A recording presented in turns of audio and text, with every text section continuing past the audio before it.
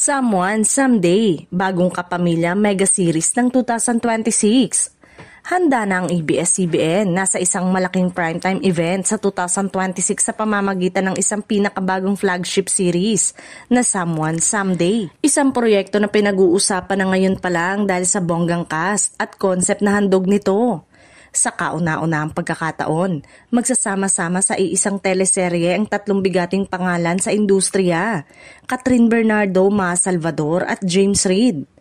Si Catherine, fresh mula sa mga matagumpay na proyekto, ay muling magpapamalas ng kanyang dramatic at matured charm. Si Ma, isa sa magbabalik kapamilya actress ng henerasyon, ay siguradong magdadala ng intense character work.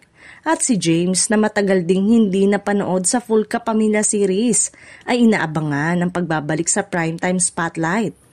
Ang pagsasanib puwersa nilang tatlo ay itinuturing na isa sa pinakamalalaking casting ng Kapamilya Network sa mga nakalipas na taon.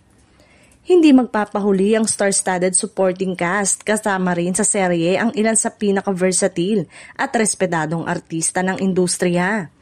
Dimples Romana, Rita Avila, Roel Santiago, Daniela Straner, Makoy De Leon, Miggy Jimenez, Matt Evans at marami pang iba. Dahil sa kombinasyon ng veterano at bagong henerasyon, inaasahang magiging balansyado at makabuluhan ang bawat karakter na bubuo sa kwento ng Someone Somebody. Kumpirmadong mapapanood sa lahat ng kapamilya platform sa 2026 ang Someone Somebody, kabilang ang free TV cable, streaming at digital platform ng ABS-CBN. Malaki ang expectation ng fans at ng buong entertainment industry at marami na ang nagsasabing eto ang magiging isa sa pinakamalaking teleserye project ng Kapamilya Network sa darating na taon.